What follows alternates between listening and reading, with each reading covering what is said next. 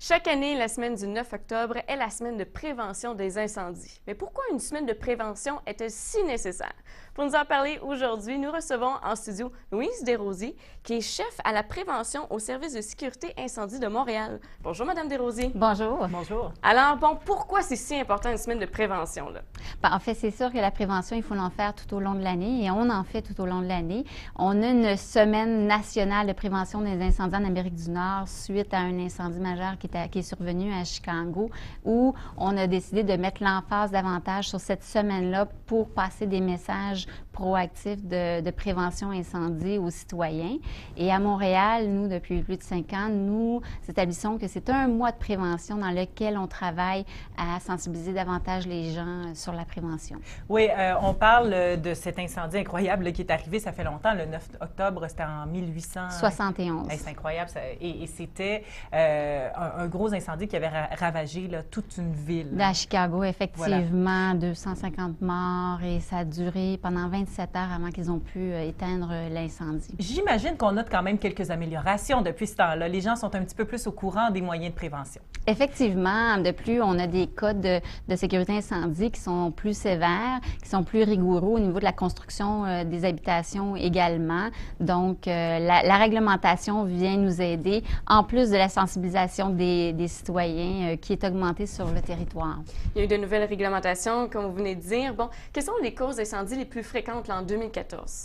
En fait, ce sont toujours les 3 mêmes causes qui reviennent en Amérique du Nord, que je pourrais vous dire. C'est la première cause étant des feux de cuisson. Ah oui. Ah oui. La deuxième étant des feux de flammes nues, soit des bougies ou des articles de fumeur. Et la troisième, des feux d'origine électrique. Donc, ça peut être des cordons prolongateurs, des surcharges électriques, des fils endommagés. Bon, donc si on détaille ces 3 principaux problèmes, là, comment est-ce qu'on peut les prévenir un à un? On va y aller avec le premier que vous avez dit, le plus important. Bien sûr, c'est de l'éducation. Oui. Hein? C'est une question d'éducation à ce niveau-là. Donc, comment cuisiner? Oui, bien, comment cuisiner, puis des petits trucs nécessairement qu'on peut se donner. Est-ce que ça a rapport seulement avec ceux qui cuisinent au gaz ou n'importe qui peut avoir des feux de cuisson? Surtout les gens qui vont faire de la friture, je vous dirais, des oublis sur la cuisinière ou dans le four. Et c'est là qu'arrivent des problématiques. Dans le fond. Oui? Et ça peut dégénérer, brûler toute la maison? Oui, ça peut devenir des incendies majeurs, surtout si les gens font de la cuisson le soir quand ils sont fatigués, s'endorment. S'ils n'ont pas d'avertisseur de fumée, le temps que le feu se propage, ça va à une vitesse fulgurante. Dans les 5 premières minutes, vraiment, à partir de la première flamme, là, la pièce est embrasée au complet. Donc, ça va très rapidement. En plus, si la personne n'a pas d'avertisseur de fumée, nécessairement, elle ne sera pas éveillée. Elle risque fortement de mourir à l'intérieur de son logis, pas par le feu, mais par la fumée. Ouais. Est-ce que des oublis de fermer le rond de poêle, est-ce que ça aussi, des fois, ça peut causer des incendies? Bien, fermer le rond de poêle, si on laisse le rond de poêle, mais qu'il n'y a rien qui brûle, nécessairement, il ne devrait pas y avoir d'incendie. Okay. Mais c'est plutôt des aliments qui sont oubliés sur la cuisinière qui vont causer des débuts d'incendie. Oui, parlant de cuisinière, moi, je me souviens d'une publicité vraiment, je ne sais pas si c'était sur Internet, là, mais c'était frappant à quel point l'huile et le feu, ça ne fait pas bon ménage, évidemment. Donc, quand on voit un début de feu de cuisson à base d'huile, qu'est-ce qu'on doit faire? Alors, c'est sûr que dans la publicité, je crois que c'est avec de l'eau qu'on avait, mis, mais ça fait comme une explosion, effectivement.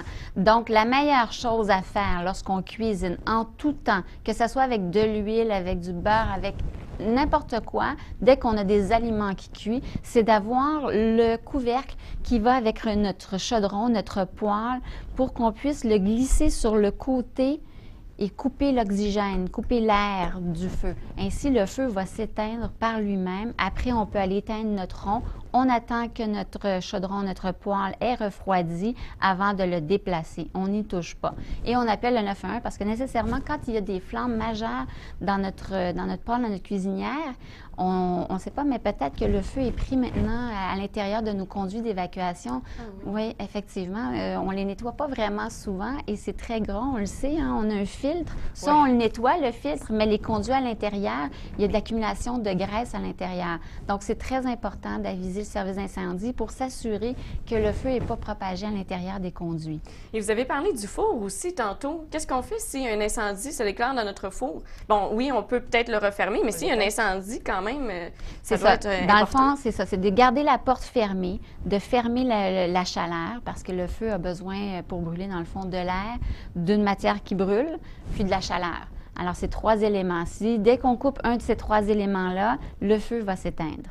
Donc, on ferme notre four, on garde la porte fermée et on appelle le 911, on appelle nos pompiers pour qu'ils viennent. Et si on a un extincteur, on peut l'utiliser à ce moment-là? Effectivement, ou c'est mieux pas? On peut toujours utiliser l'extincteur. Il faut toujours penser que l'extincteur, c'est une ressource, bon, si jamais on est un peu mal pris dans notre logis, on a besoin de sortir, alors l'extincteur peut nous aider. Ça ne dure pas très longtemps, l'extincteur. C'est une fraction de quelques secondes que ça dure. Ça se vide en quelques secondes? Oh, très rapidement, très rapidement. Même, on peut penser que ça dure 2-3 minutes. Non, c'est des secondes. On parle de secondes à l'intérieur d'une minute. Donc, puis il faut savoir comment bien l'utiliser parce que si on est trop près de la source du feu, avec la pression qu'il y a à l'intérieur, on pourrait propager, dans le fond, l'incendie en l'étendant à cause de la pression qu'il y a à l'intérieur du cylindre. Et vous avez parlé aussi des chandelles. Bon, on aime tous et toutes surtout, hein, parce que surtout les filles, on aime bien les grosses chandelles qui sont comme des grandes bougies. Des lampions. Des lampions, voilà, c'est le mot que je cherchais. Ça, si on oublie un lampion, est-ce qu'il y a des dangers quand même pour le feu? Tout à fait. J'ai déjà vécu un début d'incendie de fête familiale, Noël justement. On avait un centre de table avec un beau lampion comme ça, une belle bougie rouge pour festive pour les fêtes. Et on s'est déplacé pour aller ouvrir les cadeaux de Noël dans une autre pièce. On a oublié d'éteindre la bougie et la bougie a commencé à consommer puis à brûler les matières décoratives autour et même à lécher le mur à l'intérieur du logis. Donc, il faut vraiment être très vigilant. Les bougies, on demande qu'elles soient dans des contenants de verre. La flamme ne doit pas dépasser le contenant de verre. Comme ça, si jamais on le renverse, on le bascule soit par les enfants, les animaux, les chats parfois qui peuvent venir jouer avec ça, mais à ce moment-là, la flamme va s'éteindre. Et quand on quitte une pièce, toujours s'assurer d'éteindre la bougie. Oui, parce qu'on a l'impression que les lampions, c'est plus sécuritaire. On en voit entre autres dans les églises, les cierges qui sont toujours allumés, mais c'est dans du verre. Donc, à la limite, si quelqu'un veut vraiment laisser le lampion toute la nuit pour une méditation ou je ne sais pas quoi, parce que ça se voit quand même, j'imagine que c'est moins pire avec un lampion. À proscrire. Comme je vous dis, on ne quitte pas la pièce sans éteindre notre bougie et encore moins aller dormir pendant la nuit. Madame Desrosiers, on a encore d'autres questions à vous poser. On peut vous garder pour un autre segment d'émission. On va revenir tout de suite après la pause avec toujours Louise Desrosiers, qui est chef à la prévention au service d'incendie de Montréal pour nous parler de prévention, justement, dans ce domaine.